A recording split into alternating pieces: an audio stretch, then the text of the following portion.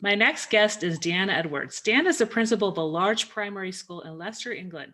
Prior to working in primary education, Dan has had leadership experience both in the middle school and high school system. He is keen on developing positive school culture within his school and wants to ensure that no pupil is left behind in their learning. He believes positive relationships across all sectors of school life are integral to its success. Outside of teaching, Dan maintains a blog and is a regular writer for Teach Primary and Primary Leaders magazine in the UK. Welcome to the podcast, Dan. Thank you for having me. Good afternoon here in the UK, and then good morning over there. Yes, we have about a 7-hour time difference. So, Cute. Yes, I'm glad we were able to, get a time that worked for both of us across the pond. And let's just start right off with a time when you were in the trenches and managed to crawl out.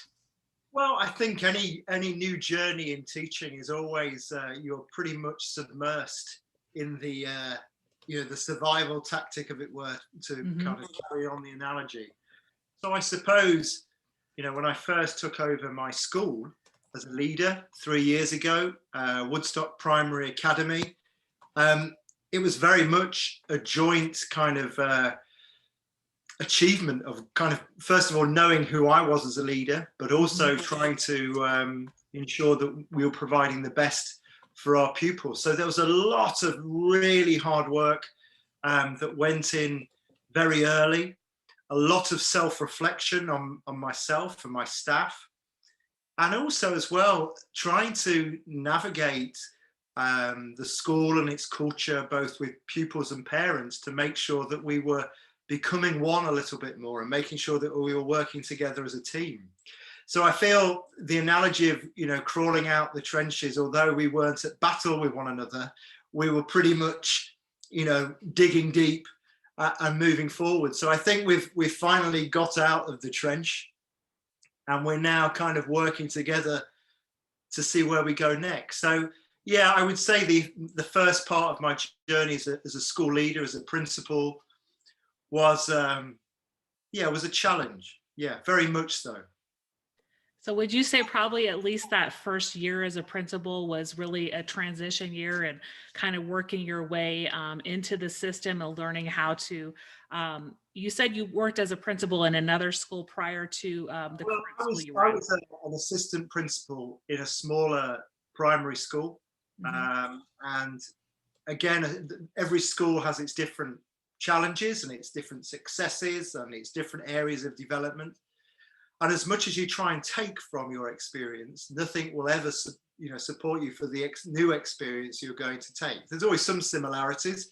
It's all around the same kind of themes. Learning, pupil behaviour, culture, parental engagement, but they're all very unique. So I think in regards to the time, that kind of the challenge that was going on, I think we talk a lot about the first 100 days of leadership, that you try and make all of your changes in those first 100 days, because if you don't get it done, you'll never get it done, or it'll be too late to put those things in practice.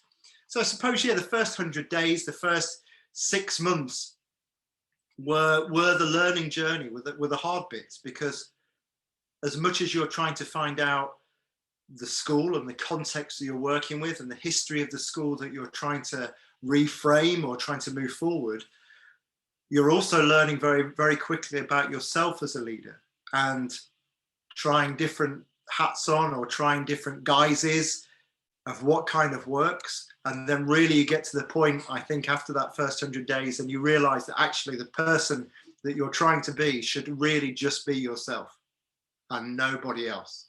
And I think that gets easier then when you kind of go, no, I just need to be me, and I'll get through this. Because if I pretend to be someone else, it's someone else's trench, I suppose, that you're trying to get rather than your own. And you spoke to me a little bit in the pre-chat about some of the prior work you had. You worked with kids in residential care, kids that were at risk of criminal activity prior to becoming a teacher, and then you taught drama and English. And did that prepare you in any way for some of the work you've had to endure as a principal? I think definitely. I think prior to my previous teaching experience, I taught, like I say, the equivalent of the high school and middle school setting. And I taught English and drama and then theatre studies to those in the sort of high school theatre studies, so kind of pre-university. And it gives you a rigor of where things need to go. So you can see the end of the journey in preparation to help you understand where the start of the journey needs to be. So it gives you that framing, that longevity of going, I know where those children have got to go, so I know I need to do this at the start. So that was really useful. I think as well, working with children who probably have been disengaged with education, and probably the social structures around education have not been as strong as they needed to be or as rigorous as they needed to be, probably gave me an level of empathy to know where actually if education possibly, if education does go wrong, you can easily quite see where the alternative is. If children are engaged in learning and credible, self-fulfilling and well-being pathways, you can see where it goes. So I think both of those experiences, albeit very, very different, allowed me to get a lens to look through each strand of what you're trying to do. But definitely teaching higher up in the education sector gave you that kind of sense of, right, well, if we want these children to succeed at this level, then what we do right at the early stage of their education journey at 3 years old, it needs to be the most irresistible and the most desirable thing that they want to get a part of and be a part of, because they need to have that excitement to learn and the excitement to attend school, and that filters out to parents, and it's an exciting thing that actually you get then that progression. And tell me, keeping them on track as they go through the years. So tell me a little bit about the primary school setting in Britain. Does it start with, you were talking about age 3, or does it start with age 5 or 6? No, so we, at our school, at Woodstock Primary Academy, we have a nursery. So we have a nursery where we accept children from the age of 3. And they're with us part-time at the moment. Some of them are with us in the morning. So we have a morning nursery and an afternoon nursery. And then they go into their reception years. So this is the term where they're going to turn 5. And so some of the children are with us for 2 years in the nursery before they start their first year in the statutory school model, which is great because it gives us the opportunity to really underpin learning, get some great routines in there about just being a part of a school environment. And we see that as a real positive thing, that our children are with us right from the early stages, and their parents are with us right from the early stages. And it's great because we speak to children who leave at 11 years old, who have been with us from 3. And you really see this journey of this child develop, which is fantastic. So we have our early years foundation stage. Then we go to Key Stage 1, which is children from year 1, year 2, and then they go into junior. So from about 7 to 8 years old all the way up to their 11. And that's the setting. And then they'll go into middle school and then obviously into high school, where we have a 11-year-old to 16-year-old setting. And then they can go off to further education, which is 16 to 18. And then university. So the primary school setting is different in lots of schools. Sometimes we have just infant schools in this country, and then separate junior schools, but we're a through school all the way from 3 years old to 11 years old. And it's great because you get to see that journey. You spend a lot of time with children and their families, and you can really make a difference over that journey of time. Yeah, that's really interesting to hear how, you have that wide range of ages from 3 to 11. And here, we start a lot of kids in kindergarten or first grade in the elementary, and sometimes they only go up to 5th grade, age 10. And where my daughter is, for example, it goes up to 6th grade. So she'll end at age 12, 11 or 12, 6th grade usually. But yeah, be able to kind of develop them in those early literacy skills, right? And then see kind of working with them as they go through those younger grades. I think that's is so important. And I think we'll kind of transition now into just tell us about your current context. We're recording this in January, and you talked to me about you all were in person in the fall, but because of high COVID numbers in Britain now, you've been locked down, and so your school had to transition to remote. And how is that being a principal of a primary school in the remote setting? I think I think for me, I think you're a principal in any setting. And this is just a phase that we're going through, and this is just another challenge. And I think one of the things that we tried to do during our previous lockdown, which was in March, was to make sure that we held our community together. We were very conscious that actually as schools, we have a great responsibility for communication, for information that goes out to parents. And actually, we are a centre of a village, as it were, village in the broadest sense. I mean, we are in a city centre, but, we have a responsibility to kind of pull families and people together. So we're kind of hopefully the core of the community. And we were concerned that obviously when the lockdown happened, that if we weren't there actively controlling messages and communication and keeping people together, then there was that risk that our community could fracture because the center of it is gone. So we spent a lot of time engaging with our parents on social media. We established a Facebook group where teachers started to do live lessons, pre the kind of the focus on remote learning right now. I would read stories on a nightly basis to the children and the families, and we had a lot of fun together online, quizzes and activities and challenges and all of those things. And when we came back in the fall or the autumn term of this start of this academic year, there was a great deal of community cohesion that had come from that actually we'd all held our hands together through the last one, and it was kind of bringing back absent friends. We were quite excited to see certain parents on the playground because they'd been engaging with some of the activities we'd done, and we'd managed to from staff making silly videos and all of those things. It built our community, and that got us through the transition of this autumn term, the fall term, where we still had restrictions in place and we had to stagger year groups coming into the building and all of those things. And we were able to work with parents really carefully and closely. And we were able to answer parents' questions that possibly may not have had the confidence to do so before, or to just say, oh, I'm a bit worried about this, or can you help? And I think as we all acknowledge that we were all going through this rather unique experience at the same time, and we were equally as transparent with our parents, saying, I don't know the answer to that, but I'll find out and we can work out together. That was really positive. So we obviously the 4th of January, we had to close our doors to just critical workers, and those children are vulnerable in our nursery setting. And we've been spending last week building our capacity for online. So like most schools at the moment, we're using Microsoft Teams, although there are other platforms available. And that's been quite good. And I think the process that we're going through is we understand that this is destined to end in the February half term. That's the projected endpoint to get children into school. However, we know that might not be within reach.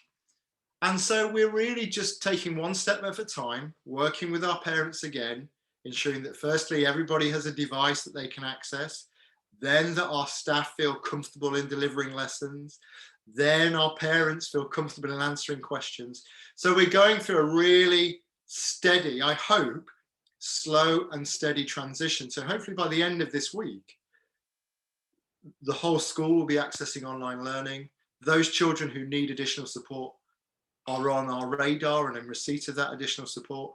So we've built the solid foundation. So regardless of how long this goes on for, we've got a structure that actually is going to underpin this as we go forward, because there is that risk of it could go on again, it could go on longer and it could go on again. But it's about making sure that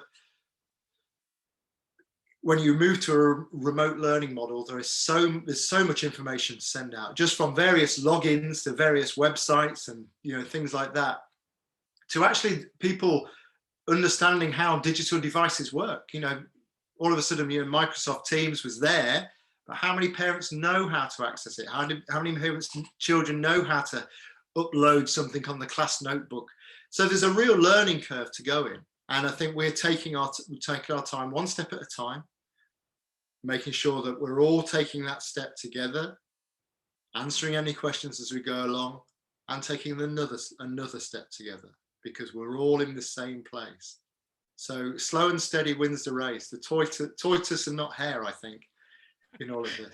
Yeah, I really like how you phrase that. And you're in a unique situation in Britain in the fact that you, like as opposed to many schools in the US who stayed remote during the fall, you were in person and now you're going back this many months later to remote. But I think that's the key, making sure everybody has what they need, making sure you're explaining things. And I really liked how you pointed out that community that you built at the end of last school year and throughout the summer online with those parents, that made them comfortable to be able to ask questions in the fall, because it did look very different than what they were used to. And, for parents of young kids, I'm sure that was very helpful, that they felt comfortable asking the questions that needed to be asked, and everybody, if they didn't know the answer, they would find it out together. So I really like the transparency that you noted, that through the community collaboration, that's very key. I wanted to ask a little bit about just prep programs and how does one become a principal in Britain? Do you have to have a master's in educational leadership, or do people just apply to the principal job? I think it's a mixed bag, really. I mean, there is the traditional model. So we have our national portfolio qualifications. So there is a progression. So when you are maybe as a middle leader, so a faculty leader, if I'm using the correct terminology, you could take your MPQML, so your National Qualification of Middle Leadership. And then if you become obviously an assistant principal or a deputy principal, there is the MPQSL, which is the National Portfolio of Senior Leadership. And then there's the MPQH, which is the National Portfolio Qualification for Headship. And historically, the MPQH, which is the headship qualification, which used to be a prerequisite for headship, and it's something that you either were pointed towards maybe 18 months, 2 years from becoming a head teacher. So probably by your deputy, your head might have said as a deputy, you need to this is your next step. And that's no longer the case. So you can obviously, access headship, obviously through I think you need to have a robust kind of experience of senior leadership and whole school change and whole school impact.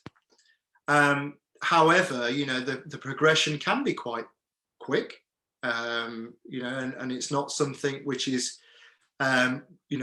exclusively reserved for career entry people at a particular entry in their career. So it's not for, so if you are a really strong and ambitious kind of senior leader, there's the opportunity to really think on about, that final stage of leadership or that headship or that principal post. And then obviously, having a qualification just to support that is really important. But no, there's no real, final prerequisite. However, it's advantageous, I think, if you've had those qualifications prior. So there's a number of my staff who have just completed their MPQSL. One assistant principal, he's on his MPQSL now. So, he's having that experience of having a project which is whole school, really analysing data, that financial management kind of assessment and all of those things. So it does give you a sure footing, especially when you're applying. But yeah, I think any experience in whole school leadership is where you can think. and where you can drive forward. And so this project is sort of a capstone project where they're studying like implementation of different programs and or school change, and they present this to be able to fill the requirements for the certification or the portfolio. Yeah, so at the moment he's looking at a particular project, but also looking alongside various leadership models, Cotter models, and all of these things where he's implementing models of leadership change, looking at how that can impact his outcome of his project. Lots of analysis of data at the start and afterwards. So it's a really good grounding. And as well as as leaders as well, especially as principals, we have an opportunity to make sure, well, we have an opportunity, but I feel an obligation to make sure that we're giving opportunities for our assistant principals and our deputies to sit alongside you in meetings, to observe a finance meeting in all its detail, and to understand the business model and our HR work and all of those things, which possibly don't come with qualification, but actually come as part of the day-to-day experience of the job. I think it's important that we share that wider learning with our principals as well. So it gives them that extra layer of, I know how to write a letter, or we know how to address absence and all of those things. Because I'm sure, like most leaders, when you get in that first day and you're, to coin a phrase, in that trench, you don't learn anything until you're out of it. So you learn your first bit to get out, and then when you're out, you learn all the others. You learn all the other bits and pieces that you just learn as you go on. And that's sort of sounded a little bit like those observations. When I was doing my principal licensure program, we had to do a certain amount of hours interning for some people in leadership positions. So I interned for principals at all 3 levels, and then also you could use school board meetings and other meetings with district leaders, within the system. You could use those as some of the hours to qualify, but that at least gets the person who's preparing for that certification some exposure to what principals attend, or what type of finance meetings, as you said, setting up a budget, putting together a schedule for the next school year, right? But just like when you're doing a teacher prep program, the principal prep program doesn't necessarily prepare you for when you're in the job itself, right? It may hint of what's to come. Yeah. Never prepare you for that first day. Yeah, and I think the first, at least for me, the first semester of school leadership was like trial by fire. I think it's very much so. I think you learn on your feet very, very quickly, and I think one of the key kind of requirements is reflection, and being able to reflect personally on what you're doing, not to take things too personally. You're going to make mistakes. Mm-hmm. You'll make mistakes. You'll say things that you probably don't mean and get things wrong, and your communication of an idea might come back on you because you've not communicated effectively. And I think if you're honest with yourself that you're going to make those mistakes, and also as well honest with your staff that actually, I'm new to this school, I don't know what's gone on before, I don't know the history, I don't know what decisions have gone in the past and what's worked and not worked. And especially for those staff members who may have been there 15, 20 years, they have a really good record of the principals that sat on the seat before you. And I'm sure, but I think if you're open and honest to say, I will make, we will make mistakes along the way, but I will carry the can. I've got everybody's back. And I think that's important because it allows people then to kind of, you're not going to go after people if they get things wrong. Mm-hmm. It's a culture of kind of consultation, and you're learning together. And if you can be transparent and authentic, you'll pick things up a lot easier. I think if you profess to be what a principal is, or what a head teacher is, you're only going to burn out very quickly because you're trying to be something that you're not. Yeah, and you're going to spend a lot of time trying to keep up a persona. Yeah. And think about, well, what would this person do? Rather than actually just scrap that. Let's just be myself. And Mhm. I'll reflect on what I would do in that situation. And if I get it wrong, I get it wrong.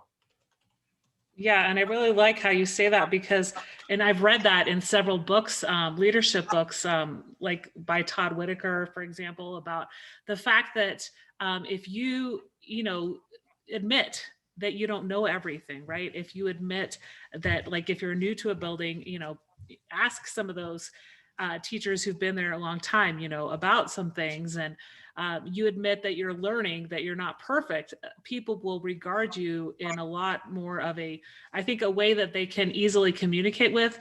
But if you're a principal who goes in there and you act like the stage on the stage, right? You act like you're somebody who's not approachable because you know everything, then I think the school culture will suffer, I right? think I remember, just it's one of those things, isn't it, that I suppose it can be easily, made as an example. I remember on my first or second day, someone came in and asked me where the toner for the photocopier was.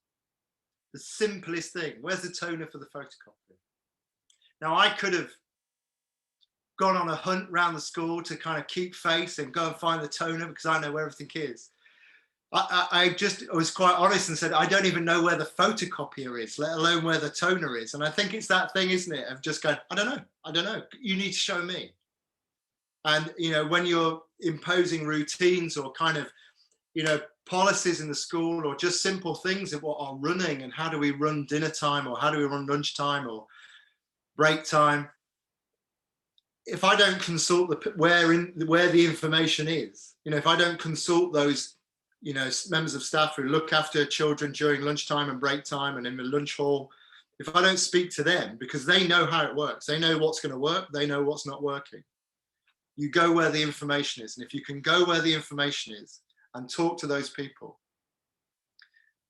that's where you start building a school community. It's when decisions are made up here and there's no consultation. Yeah, that's key. And I remember when I started a job, when I went to the people that worked in the cafeteria and I asked them questions. I went to the custodians and asked them questions, right? Because I think there are certain times when a leader comes into a building and they don't necessarily ask everybody who works in the building, like those in the cafeteria and those who clean the building, right? But those people are sometimes they've been there a long time, and they notice things that the people who are leading the school or sometimes the teachers don't notice, right? Because they see things from a different vantage point. So I think it's key to have a good relationship with people who are doing the jobs to keep the kids fed and to keep the building clean as well. And I think as well, I mean, one of the key things is, we talk a lot in school about what people's perception of the school is as opposed to reality. And my reality might not be your perception. And likewise, your perception of the school because of your lens that you view it in, because of your particular role, will give you a very different reality to what the school is like. So we have to talk a little bit about, what's our perception of the school and actually what's the reality? Because sometimes if we lead on perception, because we see it in our way, so you might be working with in a behavior, you might be working with those children who struggle with their behavior. And if you're working with those children on a daily basis, you might think that the whole school is like that because that's your lens, that's your perception. So it's important really to then all of us to see what our perceptions are to get the reality of the school. So it's about stepping back and really thinking about actually what is the perception.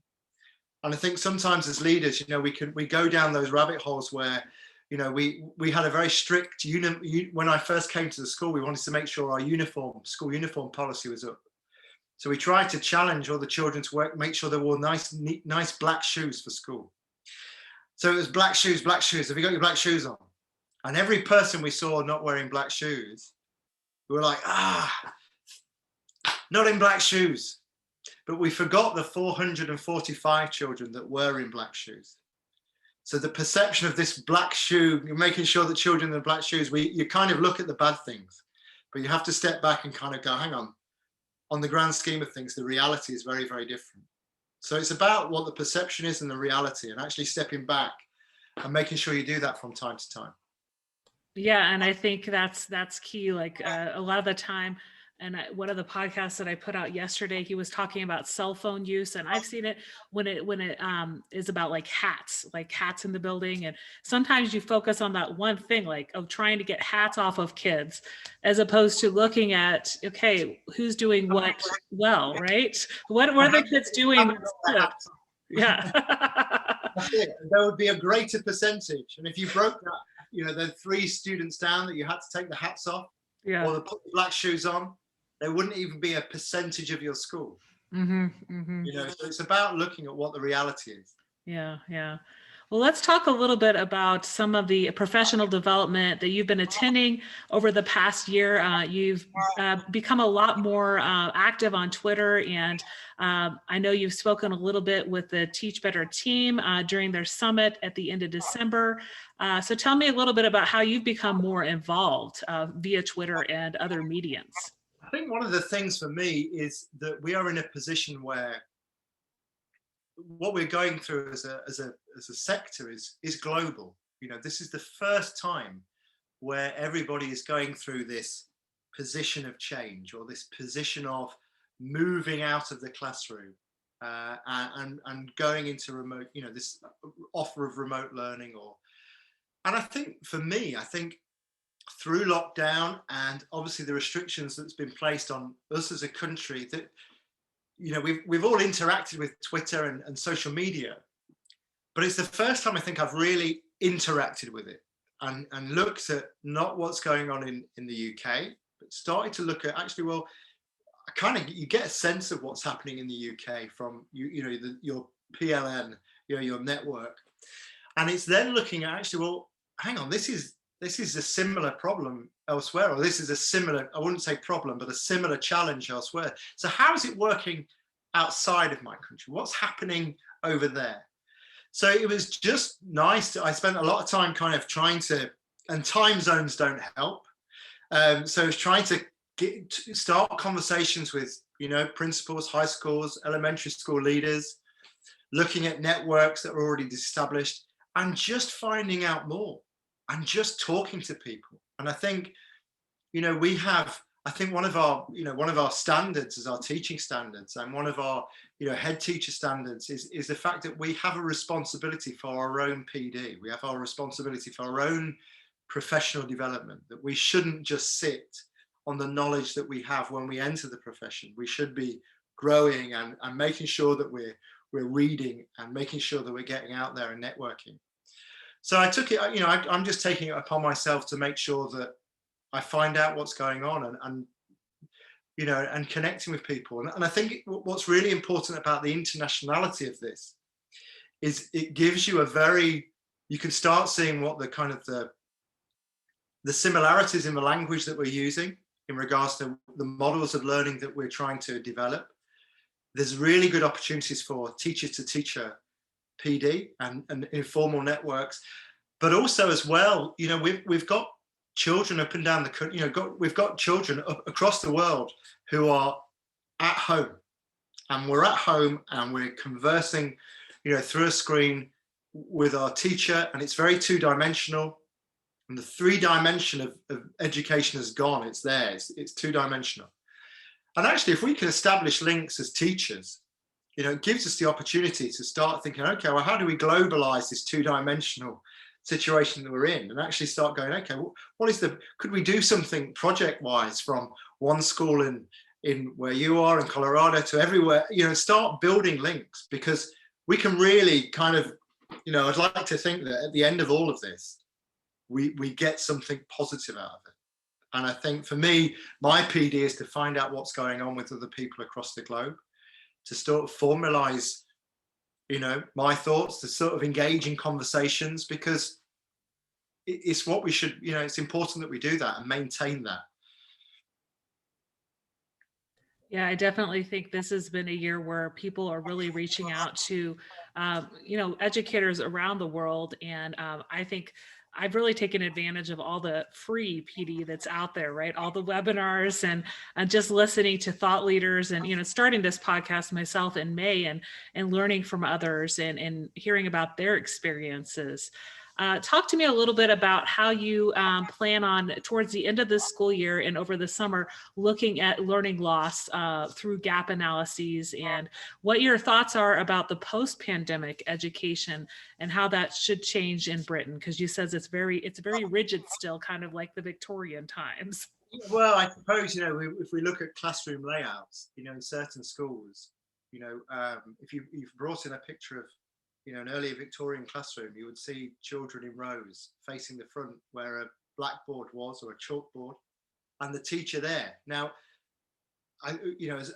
personally, as our school, we moved away from that, and we're trying to think of different ways of learning. However, the pandemic, and the way that we've been kind of structuring our classrooms is very much, rows and the teacher at the front, and those kinds of things. So I suppose we're at risk of that kind of stays embedded a little bit. And hopefully we can start changing things in a little bit more and be more creative. I think one of the things that we have to recognize is, as much as we've gone to online learning and probably setting up an established bit of structure in pupils' days that we have done now, we've got kind of 3 or 4 sessions of learning where we try and log on at a certain time. I think prior to that, and alongside that, is we've got children who are probably developing their independence a great deal, working in their new way. I think technology and digital literacy is going to speed up. We're going to have children who are going to be very conversant in, say, for example, Teams, and knowing how to do things and upload work and all of those things. We're moving towards a paperless offer. We're using electronic devices and electronic copies of work. And also, I think as well that there is an element of selection. I think, for some children where we don't have a device per household, as in my school, we're recording the lesson that's been taught. And if the child can't access it straight away, they can go back and watch it and to do the work then. So you've got an element in which the teacher is presenting the information and giving the information, but the child is becoming quite independent and, hope over this time, becoming more of I think as teachers, we could probably move towards more of a facilitator model, that we actually present what the learning is for the day, and we hopefully can guide the children around it. Because I think, our rigid structures have, changed a little bit. So, and it might take time, but I think what we've got to do is, my hope is that, like I said before, that there is a very connected discussion which allows people to kind of go, what did we get out of that? What did we get out of this situation? Because if we don't change anything from this, I think there's certain things that we're going to miss out on. And it'd be quite easy to go back into default position. And I think we need to embrace the technology, the technological drive in all of this. And, children having access to devices at home, and that sense of, that we can teach more children in one go. And, so it's very interesting. And I don't think we're there yet. As a country, I think we're very much on the cusp of this new remote reality. And it might just be a fraction of our time. And we might find that actually, well, it did us justice, and actually we want to go back, because but actually in all of this, there's conversations to be had, which we should just acknowledge and make sure it works. But of course, like you say, learning loss. I mean, as much as we're trying to maintain our curriculum, but it goes back to that conversation that we were having last summer in the last lockdown, where it was all about our community. Get them on, we want to keep our community on board, make sure they feel confident to ask questions, and parents can see what their children are learning and what they're not getting. And when we get back, we'll get back, and we'll drive forward. But I think it's going to be quite forensic in what we look at in regards to what's lost, but making sure we concentrate on the fundamental building blocks that will allow children to go forward to the next step. And they also have assessments in Britain usually. Yeah, and this year the assessments for all stages of learning and of school have been cancelled. So that obviously gives a different kind of feel to the year. So it allows us as primary practitioners to make sure that we can really get on with that skills and really going right up to the last minute and making sure that we can use all of the term effectively. Because in some year groups, we're spending a lot of time on developing retrieval and getting ready for tests and assessments. Whereas actually now we've got the whole length of the academic year right up until July to make sure that we can get children in the best place possible for that new academic year, fingers crossed, where we can just carry on without interruption and we're back to some sense of normality. Yeah, and I really liked how you talk about the teacher learning more to be that guide on the side rather than the sage on the stage. Yeah, yeah, and I think that's where we will be going, because I think Mhm. children, some children will not have probably the support networks that they need at home to do that as much, and will need that support when we get back. But I think there might be a lot of children who have developed their own independence and are able to kind of go, well, that's the information you need, this is the task we want you to do, you go for it, and we're here to support and support you when we if you need us. Mhm. And that makes me think a little bit about the flipped classroom model. I don't know if you've read that book. It was published, I think, around 2010, 2012. Yeah. Yeah, and so I think a lot more teachers, when we come back, hopefully at the beginning of the 21-22 school year, will maybe want to use more of that model where they have those recorded lessons that kids can access, for further going deeper into the subject area, but the kids are kind of working more independently at their own pace, right? And that the teacher is then guiding them with the work. Because as you pointed out, kids are learning to become a lot more independent in the remote model. So And we want to. there's been a lot of investment in digital literacy and the understanding of a platform. I keep going back to Teams, but obviously people are using Google Classrooms or whatever. And it'd be a shame that we just kind of go, well, we're never going to use that again. Let's not use that because we're in school now. Let's not use Microsoft Teams or Google Classroom. We're in school now. But actually, how do we integrate those technologies to get the best of both worlds? So children can access the learning at any point, can update. It would be a shame that we just switch all the computers off and just go back to how we were. It wouldn't. I think it'd be strange, but also a bit weird that we just forget it all. Yeah, and I see my daughter who's she's fully back in person after they were remote for a little while, and they use the computer probably, I don't know, a third of the day, maybe a fourth of the day. So even while they're in the building, they're used to doing a certain amount of things on the computer. And I think, when we're seeing kids face to face, we don't want to spend too much time, but we want to have that fine balance where they're able to do some of the independent work or reading or small group work or collaborating on documents, right? So, now that schools have the tech that a lot of schools didn't have for years, like you said, let's not throw that away or put it in a closet, right? That could be a risk. Yeah, yeah. Well, tell me a little bit about your blog. Is this something you started just in the past year, or have you been working on your blog for a while? No, this is probably I suppose the first lockdown, everybody in England became gardeners, and we all grew our own veg, which was the way. And Instagram was full of people going, "Look what I've grown in my garden," and I fell foul to that. That was, we had the beauty of a wonderful spring and a lovely summer, and we had space, and that's what people did. And I think this lockdown, I suppose autumn and winter can be quite melancholy of seasons, so you become a little bit kind of reflective. So no, the blog is always something I'm interested in doing.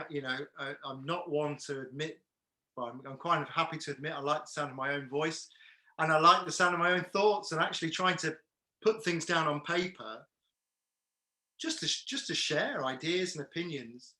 I think it's really valid. And again, it goes back to that thing of developing your own PD, developing your own kind of voice.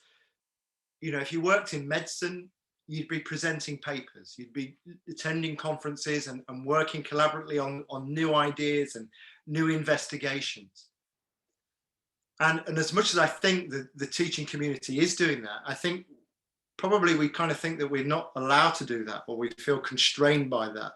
And I see it as an integral part of my development as a leader, that you kind of start having, actually, this is my opinion or something, and I'm just going to share this, and not try to be too polemic on it and try to develop argument, but just share it and say, look, this is what I think. Let's have a discussion. And if a discussion comes of it, great.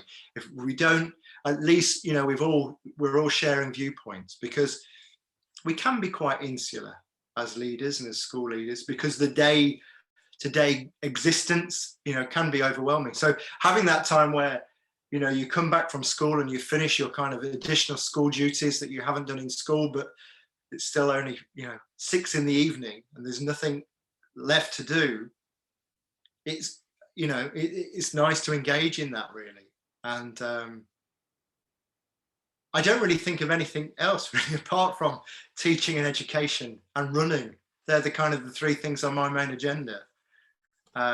So yeah, it was something that I'm pleased I've done, because it's just allowed conversations and different networks as well. So yeah, it's been a positive thing, and actually it's quite cathartic, I suppose, in a well-being sense. Mm-hmm. It's nice to just to write. It's quite a nice act of, you're putting your ideas out there, right? And seeing reactions. Yeah, I think it's nice. Mm-hmm. Well, out of everything we talked about today on the podcast, what's one thing in particular you'd like listeners to remember? I think